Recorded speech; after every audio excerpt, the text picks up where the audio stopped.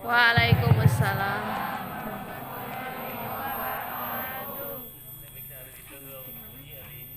Halo.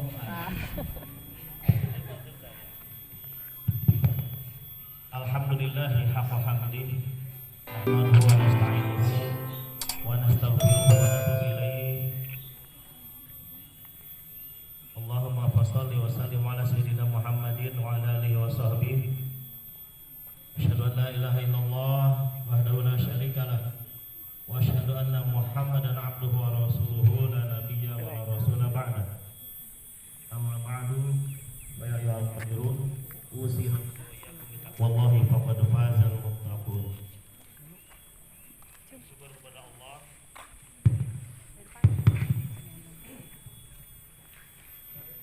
Yes, kita doa tersendiri ya teh. Ada Bapak Ibu guru dan anakku sekalian yang berbahagia. Insya Allah matahari pagi ini suatu yang patut kita syukuri. Kadang kita tidak terasa nikmatnya sinar matahari manakala sedang ada mataharinya. Tapi bayangkan 3 hari saja atau sehari saja tidak ada matahari, dari pagi sampai malam lagi hujan, gebret, dodar gelap, apa yang kita rasakan? Itu tidak enak. Dan besok ketika ada matahari terbit seperti ini akan terasa kenikmatannya. Itulah manusia dan kita manusia kadang skill kemampuan akuntansi kita akan lebih mahir manakala mengingat dan menghitung-hitung penderitaan atau musibah. Nggak ada anak pintar itu saya menderita ini itu kesusahan saya milik sorangan. Tapi manakala dihadapkan dengan nikmat Allah, itu manusia cenderung jadi amnesia, jadi poho, nggak ingat itu. Padahal setiap tarikan nafas itu nikmat dari Allah. Kita bisa berjalan ke sini itu nikmat Allah, matahari nikmat Allah, semua anggota tubuh kita, jantung berdegup setiap saat, darah mengalir dalam tubuh kita tanpa kita minta kepada Allah, itu adalah nikmat dari Allah yang tanpa perlu kita memintanya. Bayangkan kalau kita harus minta, ya Allah, saya di malam hari dibelius kebutuhan. Ya Allah, besok hidup saya dari pagi sampai sore kira-kira butuh oksigen 30 liter, ya Allah, tulis siji. Ya Allah, saya butuh air untuk minum Pak 2 liter. Ya Allah, saya butuh detakan jantung kira-kira berapa kali ya dalam sehari semalam. Berenang dengan demikian isu saya mau fare kayaknya minta. Segala baik sekali Allah dengan sifat Rahman dan Rahimnya. Kita nggak perlu minta ya. Sampai pagi Allah bangunkan kembali. Alhamdulillahi ahyana ba'da mamatana wa ilaihi nusyur. Syukur ke Allah. Ya Allah, mudah deui alhamdulillah. Bersyukur ke Allah. Kemudian sampai mengikuti aktivitas sehari-hari sampai sore lagi. Aktivitas kita adalah menunggu dari waktu sholat ke waktu sholat. Jadi karena memang sejatinya fungsi dan tugas kita, tupoksi kita di dunia ini adalah untuk beribadah mengabdi kepada Allah Subhanahu wa Ta'ala. Ayatnya sangat populer, kalian tentu sudah hafal semuanya. Apa ayatnya? Wa ma khalaqtul jinna Wal insa illa liya'budun. Dan hari ini juga ini adalah bagian dari ibadah. Semoga Allah menerima seluruh amal ibadah kita. Amin ya Allah. Salawat serta salam semoga senantiasa dilimpah curahkan kepada Habibana wa Nabiyana Muhammad Sallallahu alaihi wasallam. Semoga kita semua diangkat umat mantenang. Amin ya Allah. Dengan bersalawat setiap hari, dan salawat kita adalah salawat yang tulus, ikhlas, menunjukkan mahabbah kecintaan kita kepada Allah, kepada Rasulullah Sallallahu Alaihi Wasallam. Gening ayah salawat supaya bebas dari hutang, boleh? Boleh. Gening saya salawat supaya dilancarkan rezeki, supaya dimudahkan jodoh, boleh? Boleh. Ya boleh-boleh saja sih, karena kita mintanya kepada Allah dengan tawasul kepada Rasulullah. Boleh. Tapi alangkah indahnya jika salawat kita adalah murni sehingga nanti ditempatkan di surga tertinggi, bertetangga dengan Rasulullah. Alangkah indahnya kita bertetangga dengan Rasulullah. Ayeuna wae sampai rum bertetangga jeung bupati, ini aja kebanggaan. Padahal bupati lagi teu alusan ka kuring gitu. Teu apaleun ka kuring. Mun apaleun mah meureunna aya prioritas privilege gitu nya. Tidak apa-apa, itulah dunia dari dunia. Komo mungkin di surga lamun urang bertetanggaan dengan tetangga sekolah Nabi Ibrahim, tetangga depan Nabi Muhammad sallallahu alaihi wasallam. Nggak apa-apa, minta itu kan jangan yang tertinggi. Level surga yang paling tinggi itu yang kita minta pada Allah. Nya ditempatkan dana level di bawah. Ya, alhamdulillah gitu ya. Jangan sampai kita kembali di tempat yang bukan kita harapkan hari ini. Nauzubillah min dzalik, kita ditempatkan dari tempat ibadah, kita ditempatkan di neraka Allah Subhanahu wa taala. Karena memang tidak ada tempat kembali kecuali di akhirat itu hanya surga atau neraka. Kita tidak ingin, meskipun hanya mampir sekejap saja ke neraka, kita sangat tidak ingin karena yakin kita tidak akan kuat. Ini baru mukadimah, waktunya padahal hanya 5 menit. Tuh sudah 3 menit, teman 3 menit kemana ya? Rasanya atas kalau lagi sekediklah di sisi keburu rajawan. Anak-anakku hari ini seharusnya ya menurut jadwalnya ajengan masuk sekolah kita. Tapi karena SK dari bupatinya belum turun, itulah kalau ya orang-orang yang diarahkan oleh SK ya seperti itu. Sama seperti saya, nggak bisa saya maksa ingin ke sekolah lain karena SK-nya di sini. Meskipun mungkin orang sini nggak mau nerima saya, wayah tamu tunggu SK berikutnya gitu. Nah ini, jadi AMS juga kembali ke situ. AMS juga belum bisa mulai karena belum ada kejelasan surat keputusan yang bisa menggerakkan beliau-beliau ini bisa hadir di kita. Insya Allah secepat beliau-beliau mendapatkan SK, secepat itu pula kita akan mendapatkan siraman dari para ajengan yang ada di sekitaran kita, dan itu kita sangat membutuhkan. Anak-anak sekalian, kita paham bersama tentu kita sedang berada di bulan Rajab. Sudah Rajaban di rumahnya masing-masing? Belum? Ya. Saya tadi malam, makanya jadi buka alasan, ingatnya udah turun gitu. Ajengannya Kiai dari pada Kembang, Haji Asep Wahyudin ya. Itu menguraikan berbagai hal ya, dan membahas sedikit tentang Isra Mi'raj. Yang ingin saya sampaikan terkait dengan Isra Mi'raj ini tekan bulan Rajab dulu ya. Pertama, apa itu bulan Rajab? Yang kedua, peristiwa apa saja yang terjadi di bulan Rajab? Makanya ini kan sangat panjang. Dugi ke Jumat sih kan. Yang ketiga, apa yang bisa kita lakukan atau hikmah apa yang bisa kita laksanakan di bulan Rajab. Yang pertama, Rajab ini termasuk ke dalam bulan yang sangat mulia di sisi Allah. Sebagaimana firman Allah dalam surat At-Taubah, A'udzubillahi minasyaitonir rajim, inna iddatash syuhuri 'indallahi 12 syahran fi kitabillahi yauma khalaqas samawati wal ardh minha arba'atun hurum. Allah Subhanahu wa taala menciptakan bulan yang 12 ini berbarengan dengan Allah menciptakan langit dan bumi. Karena ada pertanyaan, kapan sih mulai adanya bulan ini? Tirah eta ya bulan Muharram, Safar dan seterusnya. Ternyata menurut ayat ini Allah ciptakan bulan-bulan ini yang 12 ini ketika diciptakannya langit dan bumi, yaitu sebanyak 12 bulan. Dari yang 12 ini ada 4 bulan yang bernama bulan haram. Bulan haram artinya bulan yang mulia. Minha arba'atun hurum.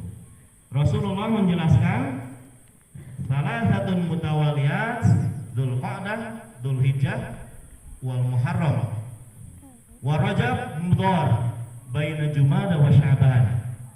3 bulan berturut-turut, yaitu Dzulqa'dah, ada Dzulhijjah, kemudian Al Muharram, dan 1 bulan tersendiri yang letaknya antara Jumada akhir dengan bulan Sya'ban yaitu Rajab.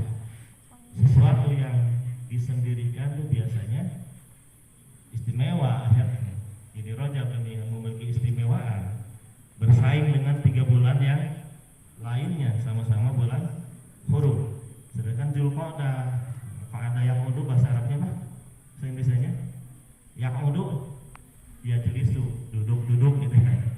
Jadi pada masa itu memang bulan Zulqa'dah ini dipakai untuk duduk-duduk menunggu jamaah yang lainnya sampai berkumpul untuk apa? Untuk melaksanakan haji pada bulan Zulhijjah.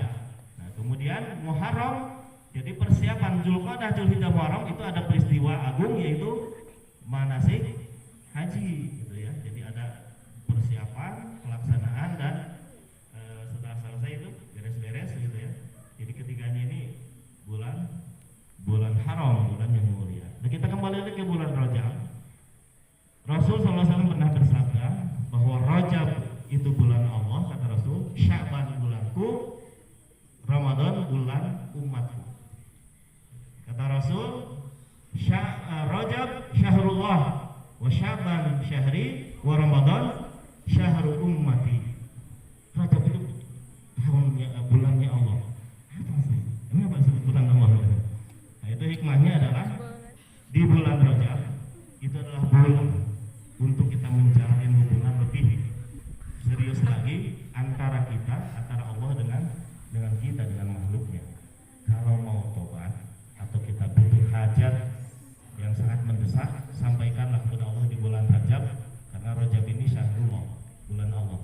Insya Allah mustajabah.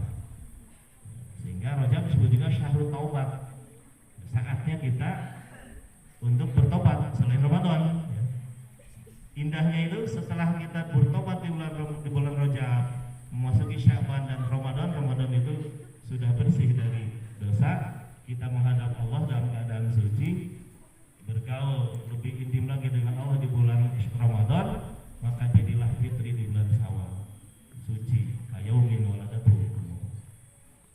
Setiap ibadah atau pada ibadah tertentu menurut Ibnu Hajar Al-Asqalani, Imam An-Nawawi, menurut Imam An-Nawawi itu ada pemanasannya. Kalau bahasa kita pemanasan olahraga kan kudu pemanasan heula, lamun ujug-ujug prung main bola dijamin keram kan. Kalau sudah keram ya udah selesai itu urusannya. Sama ibadah juga, katakanlah sholat zuhur itu ada 4 rakaat yang sudah muakkadah, kita sholat qobliyah dulu, itu beda ketika kita langsung sholat wajib saja langsung, itu beda. Jadi ada proses untuk menyetel frekuensi gitu ya. Maka ketika kok sholat qobliyah itu upaya kita untuk konsentrasi bahwa kita akan melaksanakan sholat fardu. Sholat qobliyah itu beda, ketika masuk ke sholat yang fardunya itu akan terasa beda, kita udah siap. Jadi kalau kapal terbang itu sebelum take off di landasan itu ada pemanasan dulu, jalan dulu, gak langsung papatong gitu langsung keluar kan. Kita mau papatong gitu. Iya, cuman ada pemanasan dulu. Nah itu satu Rajab. Jadi Rajab itu makanya dianjurkan di bulan Rajab, selain tadi mengisinya dengan apa? Bertobat. Kemudian apa lagi? Puasa. Banyak puasa. Jadi di Rajab dan Sya'ban banyak puasa, maka di Ramadan sudah terbiasa dan siap. Saya ada pengalaman, tapi nggak apa-apa, ini mah pengalaman buruk. Kalau pengalaman bagus bisa jadi ria. Pengalaman buruk itu tahun kemarin saya nggak siap untuk masuk Ramadan dengan alasan, ayamnya alasan bisa dibikin kan, alasan kerja kan jauh gitu ya. Jadi di Cikatomas, bolak-balik Cikatomas, bayangkan gitu ya, berangkat subuh, pulang kadang isya, sampai itu dilakukan setiap hari. Jadi alasan ada tidak bisa mampir untuk ngopi itu nggak bisa. Jadi saya tuh berhenti ngopi. Jadi berhenti dulu, kemudian pesan kopi.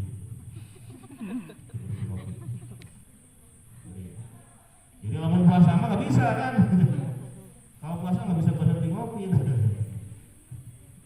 Itu karim tuh. Anak-anak ngerti kan? Yang mana yang ngerti? Yang berhenti ngopi?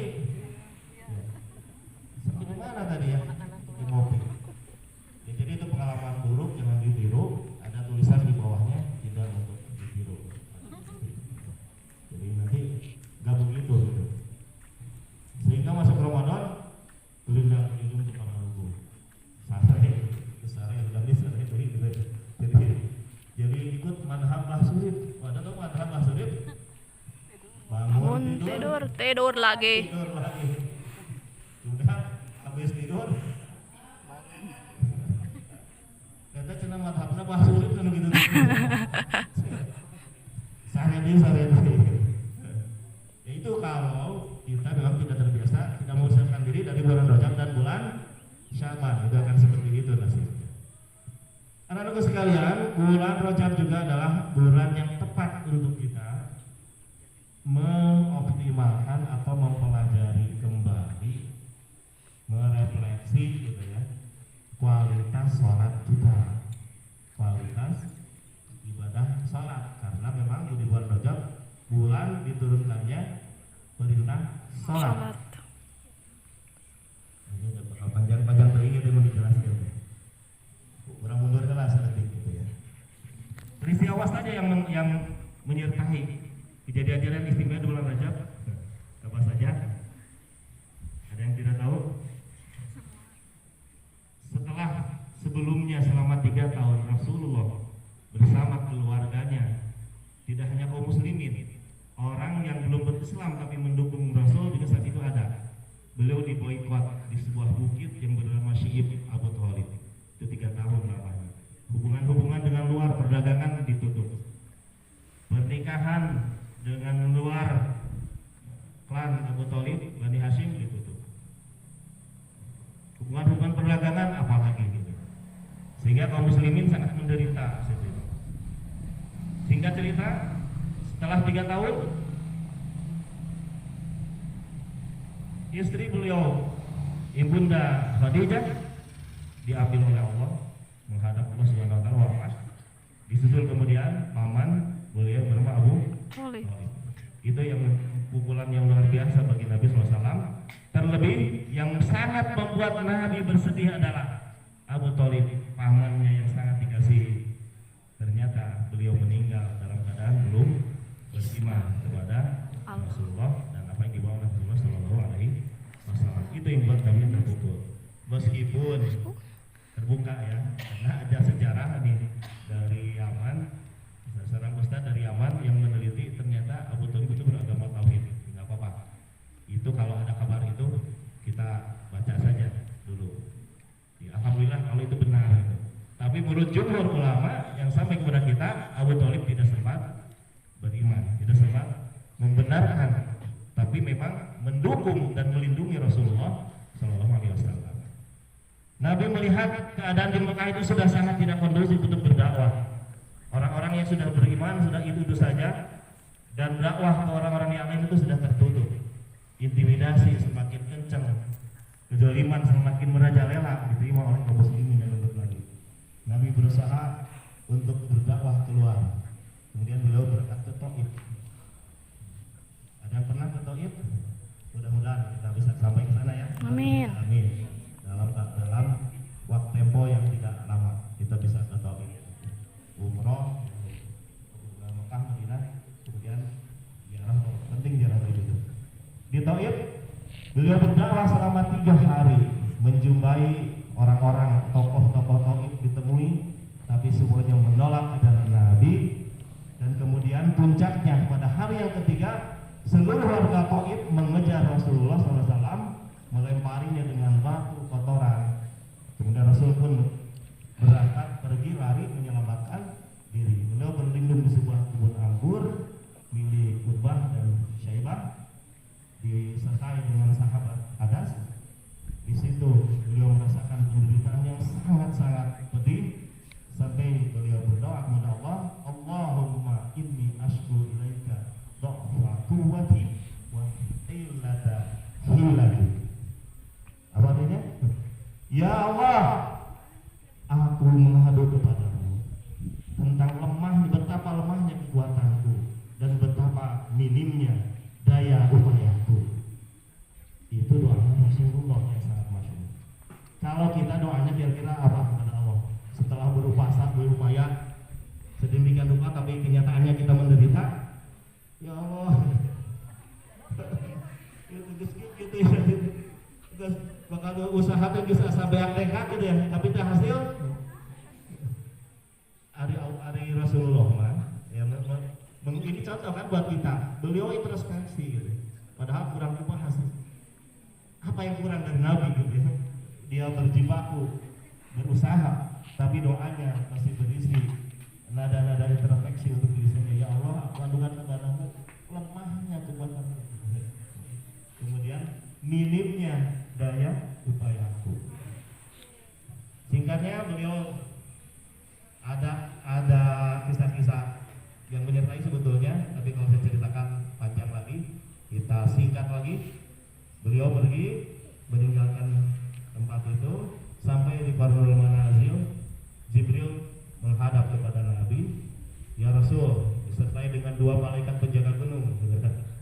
Kata Jibril, wahai Muhammad, berdoalah kepada Allah agar ditimpakan kepada penduduk Taif ini malaikat penjaga gunung sudah siap. Untuk apa? Untuk menimpakan gunung yang ada di sekitar Taif kepada warga penduduk Taif supaya hancur semuanya, habis itu. Kenapa? Atas perlakuan mereka kepada Rasulullah Shallallahu Alaihi Wasallam. Apa kata Nabi?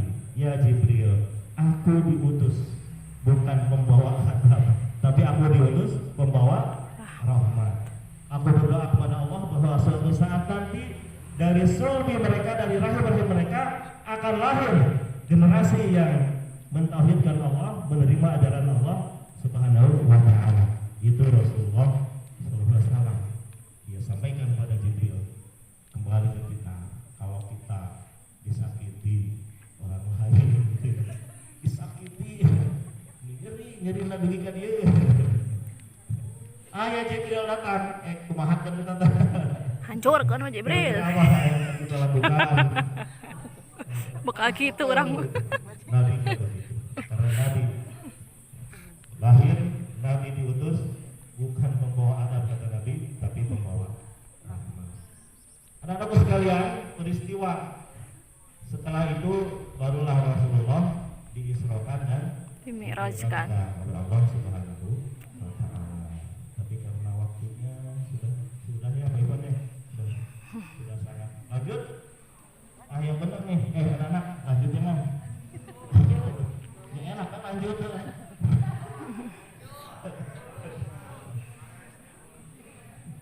Ini penting ya.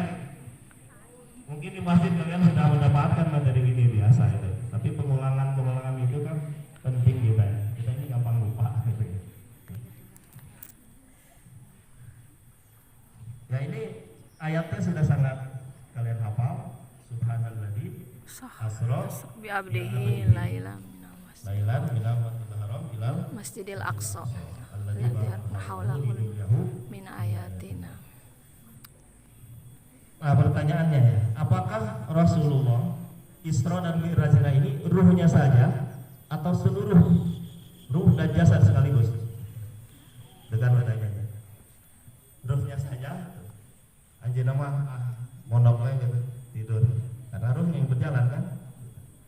Ada 2 sumber. Yang pertama, Sayyidah Aisyah meriwayatkan bahwa Rasulullah, jadi Bunda Aisyah tidak kehilangan Nabi, artinya Rasulullah Isra dan Mi'raj hanya rohnya saja. Itu yang disepakati oleh ulama Ibnu Taimiyah diantaranya ya. Kemudian ulama yang kekinian Al-Albani. Tetapi ada ya, jumhur ulama menyatakan, meyakini bahwa Nabi Isra dan Mi'raj itu jasad seluruhnya, ruh dan jasad. Ada pernah mendapatkan penjelasan ini? Ya sekarang akan dijelaskan. Kalau sudah, kita ulangi supaya ingat terus. Yang pertama, di dalam tafsir disebutkan Subhanalladzi asra bi 'abdihi. Ya. Ahli tafsir menafsirkan kata abdun itu meliputi jasmani dan juga ruhani. Ya, karena Allah di situ mengisrokan, memperjalankan hambanya. Ya, hamba itu, abdun itu consist of jasmani dan juga rohani, tidak hanya ruhnya saja begitu ya. Itu satu. Bahwa Nabi ruhnya saja. Yang kedua, fakta sejarah. Fakta sejarah ketika peristiwa Isra dan Mi'raj ini disampaikan kepada Kaum Quraisy, bagaimana kaum Quraisy menanggapinya? Menolak atau mengiyakan? Menolak. Menolak dengan keras. Yang dibenarkan hanya seorang saat itu ketika disampaikan, yaitu Abu Bakar As-Siddiq. As-Siddiq. Dan ini menjadi ujian bagi kaum muslimin, ujian keimanan. Ketika ditanyakan kepada Abu Bakar, apakah itu kabarnya dari Muhammad? Iya. Kalaupun Nabi Muhammad mengatakan di balik begitu itu ada sekumpulan tentara, saya akan langsung percaya iman. Apalagi ini Islam ini, saya percaya, saya yakin, sehingga Abu Bakar mendapatkan gelar As-Siddiq. Dan Abu Bakar faktanya digebukin oleh kaum Quraisy itu ya. Kalau Nabi yang di Isra Mi'raj itu hanya ruhnya saja, maka tidak akan terjadi penentangan yang sangat luar biasa. Karena apa?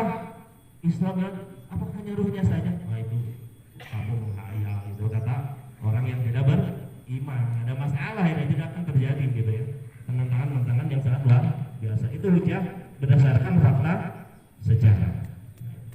Kemudian Nabi di Isra Mi'raj mendapatkan perintah untuk mengerjakan sholat. Dan ketika naik ini banyak peristiwa-peristiwa sebetulnya ya. Rasulullah diperlihatkan surga dan neraka. Jangan remehkan gitu ya. Kita membaca ayat-ayat tentang surga itu sangat penting. Kenapa? Ya, Nabi ketika sebelum naik itu dibersihkan dulu ya dengan air zam-zam kan oleh Jibril ya.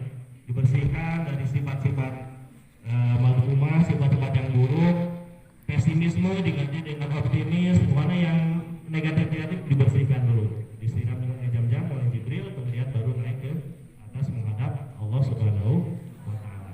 Diperlihatkan kepada beliau surga. Apa hikmahnya kira-kira? Nah, hikmahnya ketika melihat surga, Rasul hilanglah segala sedih, penderitaan itu hilang karena membayangkan kenikmatan yang ada di surga. Itu kita pun bisa begitu, anak-anakku. Ketika kalian merasa sangat menderita di dunia, ingat sabar itu sesuatu yang sangat berpotensi kita untuk bisa masuk ke dalam surga Allah Subhanahu wa Ta'ala. Sabar, sabar, ingat ke surga. Jadi kuat atau jadi energi kan? Ingat itu. Apa dalilnya? Assalamualaikum bima sabartum. Surga itu punya banyak pintu. Ada pintu untuk orang yang ahli puasa, ada pintu orang yang ahli sedekah, ada yang pintu untuk orang ahli ibadah sholat. Tapi ketika menghadapi orang yang sabar, seluruh pintu terbuka dan malaikat menyambut dengan mengatakan salamun alaikum bima sabartum. Silakan masuk. Ini sabar gampang? Susah. Sabar? Susah? Susah. Wajar kalau susah. Kalau gampang hadiahnya kipas angin. Kalau gampang hadiahnya dispenser. Nanti tugas itu dunia itu. Karena hadiahnya surga, jadi wajar kalau sabar itu sangat berat. Kita terutama sabar dalam mengerjakan perintah-perintah Allah. Sabar sendiri adalah perintah Allah. Syukur itu perintah Allah. Diajar sekolah perintah Allah. Thalabul ilmi fardhatun ala kulli muslimin wa muslimatin. Kita sabar. Jadi ini jadi energi ya kita ya. Banyak sebetulnya kasus-kasus yang lain ketika orang dalam keadaan yang sangat terburuk, orang yang beriman, mukminah diperlihatkan, dikabarkan kepadanya bahwa dia akan mendapatkan surga, langsung wow. Dan kita potensi kita ini potensi disabar saya kira untuk kita mudah bisa mendapatkan surga Allah Subhanahu wa Ta'ala. Anak-anakku sekalian, di bulan Rajab ini baik tadi dibolehkan sampai situ yang perjalanan Rajab ya. Allah tadi masih banyak. Ya udah saya akan coba sangat-sangat bersingkat gitu ya. Kemudian Nabi pun singkat cerita naik bertemu siapa aja. Setelah sebelumnya di Baitul Maqdis itu mengimami sholat ya, gitu ya. Kalau detailnya begitu, mengimami sholat. Di atas bertemu dengan siapa? Iya, bertemu dengan Nabi Ibrahim. Terus bertemu lagi dengan siapa? Dengan siapa lagi ketemunya? Nabi Musa yang populer kan, Nabi Musa. Beliau juga bertemu dengan Nabi Adam. Bertemu dengan Nabi Adam Nabi Adam di sebelah kanannya ada diperlihatkan kelompok-kelompok, di sebelah kiri juga ada kelompok-kelompok. Dan Nabi Adam ketika menghadap ke kanan beliau tersenyum gembira. Ketika menghadap ke kiri beliau menampakkan wajah yang sangat sedih bahkan sampai menangis. Ditanyakan oleh Rasulullah, ya Rasul, siapakah itu? Itu Nabi Adam. Oh ya Nabi Adam. Kenapa ketika menghadap ke kanan senyum, menghadap ke kiri? Ya ternyata ketika menghadap ke kanan itu diperlihatkan di situ adalah umatnya, putra cucunya Nabi Adam yang menjadi ahli surga, mendapatkan hidayah. Sebelah kiri ahli neraka. Karena kita semuanya juga keturunan Nabi Adam. Kafir-kafir hari ini itu juga dari atasnya keturunan Nabi Adam. Jadi wajar kalau sampai Nabi Adam seperti itu, hadap kanan gembira, hadap kiri sedih. Ketemu lagi dengan siapa? Nah, kalau ketemu Nabi Ibrahim, ternyata Nabi merasakan ada kesamaan orangnya, ini sama mirip gitu kan. Karena memang ajaran Nabi Ibrahim itu kita kenal dengan millat Ibrahim, syariat Nabi Ibrahim ini berlanjut sampai kita dilanjutkan oleh Nabi Muhammad SAW. Ketemu Nabi Musa, apa hikmahnya? Nabi Musa sempat menangis ketika ada Nabi Muhammad lewat begitu ya. Apa yang tangisnya dari Nabi Musa? Beliau merasakan ini nabinya, meskipun Nabi Muhammad itu Sayyidul Anbiya wal Mursalin, sayyidnya para nabi dan para rasul. Tapi Nabi Musa mengatakan, ya ini datangnya kan belakangan. Ini orang datangnya belakangan, tapi yang banyak ahli surganya itu dari umatnya Nabi Muhammad SAW. Yang taat dari umat Nabi Musa itu sedikit, bahkan sangat sedikit dibandingkan dengan umatnya Nabi Muhammad SAW. Itu beliau mengatakan. Karakter Nabi Musa ini nabi yang suka protes, sehingga ada penceramah di kita ketika membahas tentang Nabi Musa jadi dibully di netizen. Ustaznya Bu Haji Raya, ustaznya siapa Bu Fani dibully oleh netizen, padahal itu segmennya gadget seperti ini gitu ya. Itulah di Indonesia, dunia internet.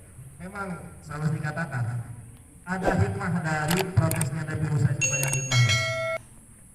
Di Nabi Musa ini disukai oleh Allah gitu, dan dia punya karakter suka protes. Protesnya apa? Kalau melihat sesuatu yang tidak sesuai dengan pendiriannya gitu ya. Yang pendiriannya dibimbing oleh Allah. Salah satu contoh dalam surat Al-Kahfi, ya kan? Beliau berjalan dengan Nabi Khidir. Apa yang terjadi? Kemudian dia melihat anak. Sebelumnya ada cerita, sebelumnya dia memaksa ingin berburu pada Nabi Khidir. Kata Nabi Khidir, kamu nggak akan kuat. Ya gimana mengatakan dengan kuat? Kata Nabi Musa, saya aja belum mencoba, kau udah bilang nggak kuat. Ya baiklah kalau begitu. Kata Nabi Khidir, kamu boleh ikut dengan saya, tapi dengan catatan jangan kamu bertanya. Ternyata pas begitu ketemu anak kecil dibunuh, Nabi Musa protes. Itu benar gitu. Secara fikih Nabi Musa benar, tetapi secara ma'rifat, secara tasawuf Nabi Khidir, karena Nabi Khidir punya ilmu yang dititipkan oleh Allah, tahu gitu, akan anak itu akan jadi apa. Tapi secara fikih jadi dua-duanya benar kan? Secara fikih Nabi Musa benar gitu. Kenapa engkau aqatala nafsan zakiyatan gitu? Kenapa engkau membunuh jiwa yang masih suci, meskipun dibunuh gitu, anak kecil, sekian lucu-lucunya. Jalan lagi, kemudian naik perahu. Udah perahunya minjem, ternyata begitu naik dibocorin, dirusak. Protes lagi Nabi Musa, kenapa engkau rusak itu safinah? Bagaimana kalau nanti dipakai orang itu bisa tenggelam? Lagi-lagi, tadi udah bilang kan kamu gak boleh nanya. Dan yang terakhir, yang ketiga, ketika akan membetulkan apa namanya, pagar ya, mendudukan pagar, kemudian ditegur lagi oleh Nabi Musa, ini pagar dibetulkan ya, mau didapat upah ya. Ternyata kemudian dijelaskan menurut kacamata tasawuf, yang menurut kacamata ma'rifat, Nabi Khidir diberikan ilmu oleh Allah bahwa dia tahu anak yang dibunuh itu nanti ketika besar dia tidak akan menjadi anak yang taat kepada Allah dan itu akan menyusahkan orang tuanya. Allah hendak menggantinya dengan anak yang soleh. Gitu. Clear kan? Yang kedua, kenapa Safinah ini dirusak? Apa? Inna warahum malikun yahudu kulla safinatin gosba, gitu kan? Di sana, gitu ya. Di sana ada begal-begal yang sedang nungguin apa? Nungguin untuk ke situ datang perahu yang bagus-bagus, nanti dia akan ambil, dirampas begitu saja. Kalau perahunya rusak, dia tidak tertarik untuk mengambilnya, maka perahu itu jadi selamat. Oh begitu ya, baru ngerti gitu kan. Dan kemudian yang terakhir tentang ya, sesungguhnya pegawe tersebut punya 2 orang anak yatim di sebuah kota. Kedua orang tuanya itu solihah. Orang tuanya adalah orang tua yang salwara wara dan rabu ayam loga asyuddahuma wa yastakhrija kansahuma rahmatan mir rabbi. Sungguhnya Allah menghendaki bahwa nanti kalau begini uraiannya, kalau dinding itu diperbaiki oleh orang lain, bisa jadi harta yang ada di bawahnya bisa ketemu oleh yang memperbaiki. Allah hendak menyampaikan harta itu kepada yang berhak menerimanya, yaitu 2 orang anak yang ada di kota yang dia sedang adalah yatim. Kenapa diberi itu? Karena Abu Salihah gitu ya, orang tuanya soleh. Jadi itu pelajaran juga buat kita. Jadi lamun hayang baru mendapatkan rahmat, maka orang tuanya harus soleh. Pesan dari ayat itu. Allah Akbar. Kamu dah kalau itu ngaji, jadi itu salat. Bapakna nyal saya gitu. Sekarang sahabat anggala gitu. Ya, harus disertai, diajak gitu berarti. Nabi kapan itu? Itu Nabi Musa baru bertemu dengan Nabi Musa. Apa hikmahnya ketika Israfil bertemu dengan Nabi Musa? Nabi turun. Nabi Musa bertanya, "Ya Rasulullah, ya Muhammad, kamu dapat apa?" Saya dapat perintah sholat 50 waktu. Iya kan? 50 sholat. Nggak akan kuat gitu. Umat saya gagah-gagah, nggak kuat gitu. Umat kamu kan lemah-lemah. Nabi balik lagi, kemudian diturunkan lagi 5, masih nggak kuat, diturunkan lagi 5 sehingga tersisa 5. Boleh nggak mengandai-ngandai? Seandainya Nabi Musa mengatakan, ya Muhammad, udah ini dulu lah, kemudian mulai wajib sholat kalau gitu. Tapi kan itu nggak mungkin gitu. Kira aku ke 5 mesti nawar gitu, jadi keluar gitu ya. Ya akhirnya tinggal 5. Dan itu tertulis di hadis-hadis diriwayatkan oleh Sahih dan Muslim, berarti Bukhari Muslim itu ada. Kalau mau urut itu memang harus dari sumbernya ya. Saya kira itu saja dulu karena matahari sudah semakin tinggi. Mohon maaf ini banyak sekali ya, karena memang kalau mau perpanjang ini harus ada segmen tertentu lagi ya, dari sini nanti ada nyambung lagi. Itu saja aku semoga bermanfaat untuk kita semua. Subhanallah yang kita asyhadu an la ilaha illa anta astaghfiruka wa atubu ilaik. Assalamualaikum warahmatullahi wabarakatuh. Waalaikumsalam warahmatullahi wabarakatuh. Sekali lagi saya tanya, kalian dengar nggak apa yang disampaikan oleh Bapak Kepala? Kalau kalian dengar, saya tunggu rangkumannya besok. Semua, saya data semua per kelas. Saya tunggu. Good. Karena saya perhatikan untuk laki-laki kalau malam main itu, saya tunggu hadisnya apa saja yang diterangkan beliau, kemudian apa saja dan ketemu Tinggal lihat YouTube saya. Tinggal lihat YouTube aku ya. Bukan dengan perhatian, satu dengan saya. Besok saya tunggu. Jangan lupa like, Ngerti? Iya.